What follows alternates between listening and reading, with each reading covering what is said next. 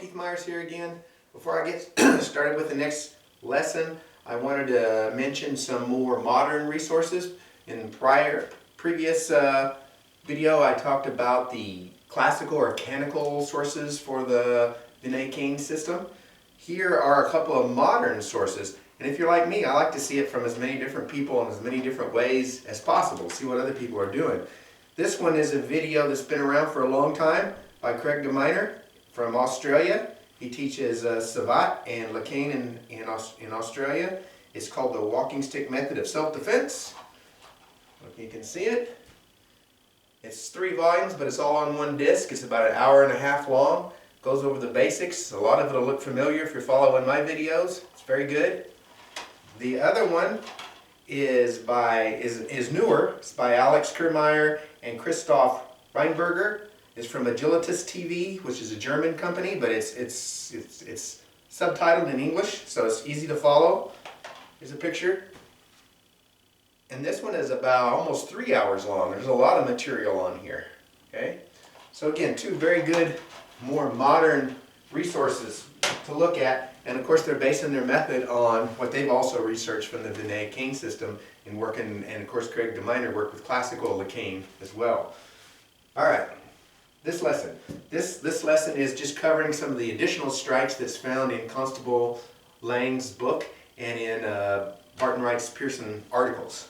So, just to kind of round out and and add to lesson 2, which was the basic strikes, right?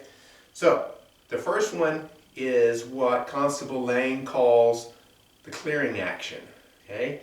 And the clearing action is, if you're starting in the forward guard as always, it's just something's coming at you, you're trying to clear the way in front of you, maybe there's a mob of people approaching, and it's just like it sounds. It's an action to clear out in front of you.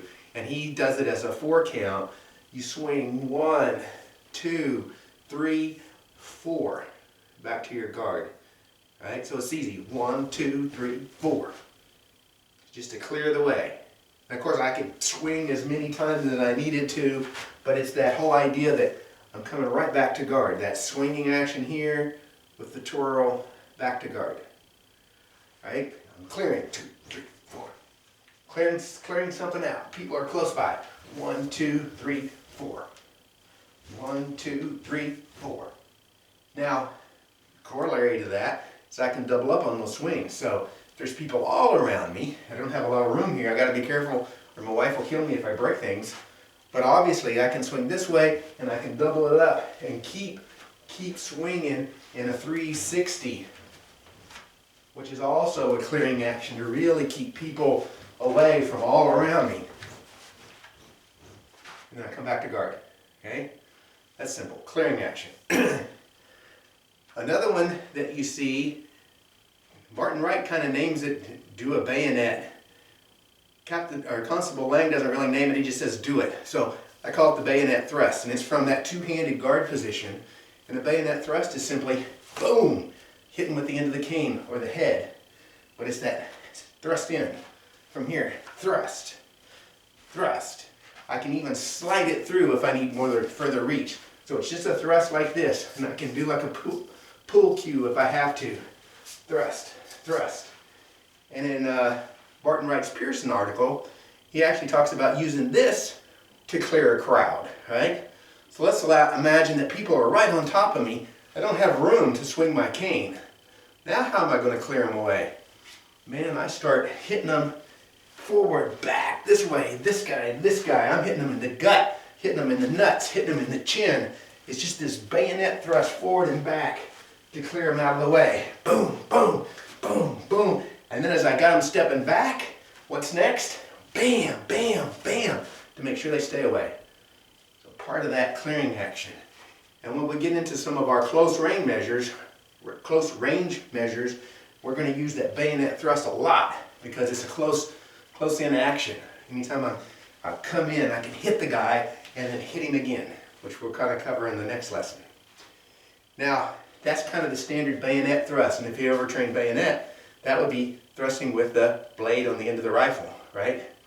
We can also do that thrust coming down from above like this, right? If I have to come down, which is more like you're doing the butt stroke if you've ever trained with the bayonet. we'll just still call it a bayonet thrust from above, right? I could be coming down, so I can hit somebody here, over the top here, back, over the top, back, back, over the top, just whatever I need to do. I'm hitting with either side. And again, that's why I like the 1/3 grip.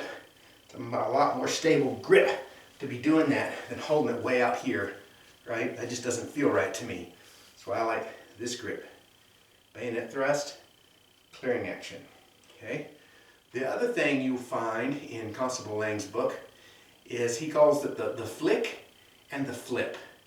And it's a little confusing the way he describes it in the text, and the pictures in that manual are horrible, and it's really hard to tell from the picture which way he's going. Which is the flick and which is the flip. So I just do away with the confusion, and I call them both a flip. So I can do a forehand flip or a backhand flip, okay?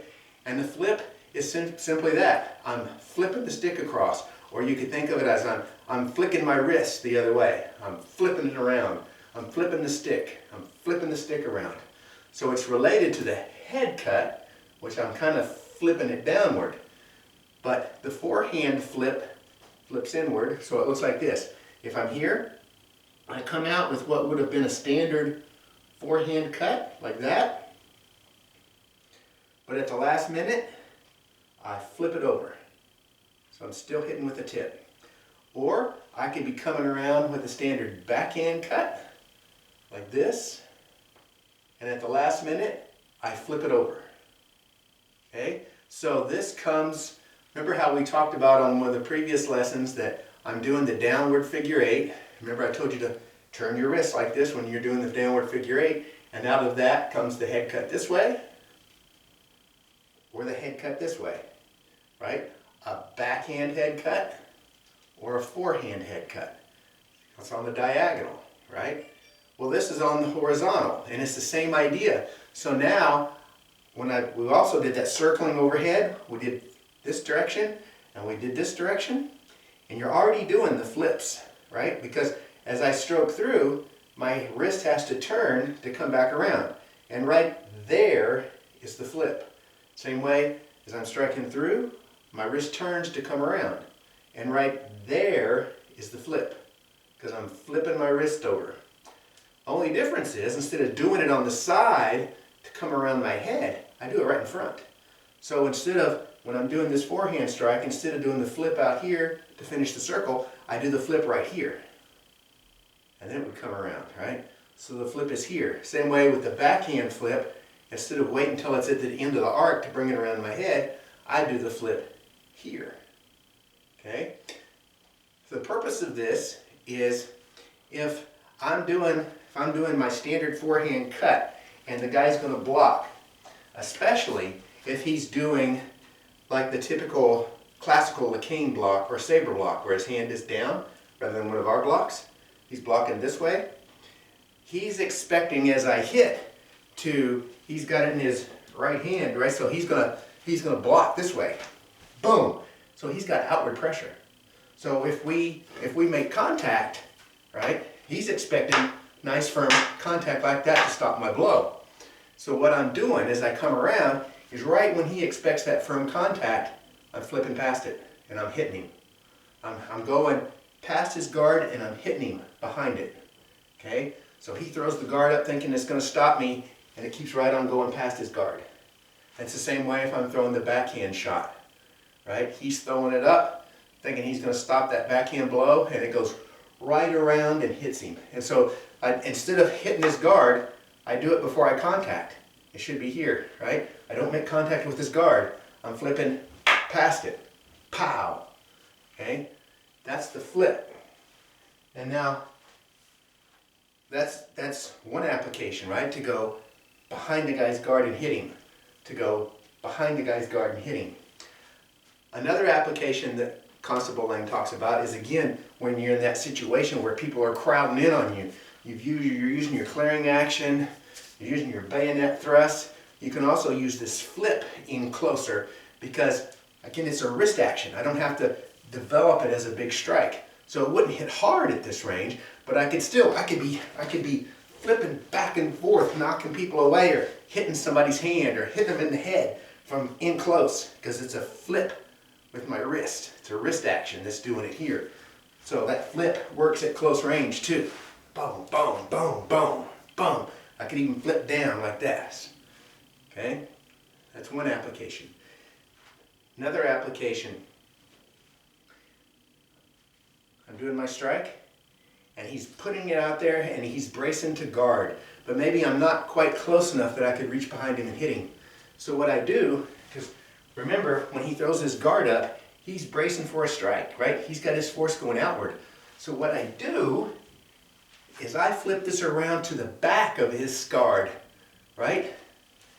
If his force is going forward, I'm flipping around to the, how's the best way to illustrate this? I'm flipping around to the back side of it, like this, to knock it like that. So I'm flipping, I'm coming out, and I flip behind his guard. I hit his stick from behind to bring it down and forward, and then I follow up. So see how that just naturally flip to the head cut, right? Flip to the head cut. Flip to the head cut. And again, the idea, the guy throws up a guard, I get behind his guard to knock it forward so I can go through with my head cut. Same way with the backhand angle. I go here, he throws up a guard. I'm not quite close enough to reach him with my flip. So instead I use my flip to knock his guard back and come forward and hit him. So backhand angle, boom, hit him. Forehand angle, boom, hit him. Boom, pow, or boom, pow. Okay? From here, it's wrapping around his guard, hitting it from behind, bam. Or I'm here, wrapping behind his guard, hitting it from behind, and bam. And that's where that forehand version of the head cut comes in handy. Because remember, you've got a weight here. I've set that weight in motion, and I just let it continue the arc. I set that weight in motion, and I just continue, right? So I'm here, bam. Or I'm here, boom, bam. Okay? That's the flip. Either the forehand flip or the backhand flip. Another place where it comes in handy, we talked about cutting to the leg. I remember the standard cut to the leg is I drop my level and I hit either that way or that way. The flip just gives me another option. I can drop down and hit like this. So if his leg is out here, let's say I'm sparring and he's actually got some padding up the front, so maybe hitting him like that's not going to be much good. So I hit him this way, and that arcs around and comes behind and hits him back here. Maybe folds his knee, maybe hits where he has less padding. But I can hit that low to the leg, or again I can hit on this side. It just flips around something. So it's a way to hit behind. And again, that idea of hitting behind. Another sneaky thing is this, I'm in relatively close to the guy, right? We haven't really talked about infighting yet, but we will. And so I come out here, and I whip this around like this, and I hit him in the back of the head, right? It's whipping around and catching him here because I'm at a closer range. I'm too close to kind of draw down to hit him. So I whip this around, pow, and hit him in the back of the head, okay? So just play with that flip, inward or forehand, outward or backhand, and just think about all the places where it might show up. And again, it comes off of practicing the arc this way, and then do flip, flip, flip, or practicing the arc this way, and then doing flip, flip, flip. Okay? All right, I think that's it for now. Thanks.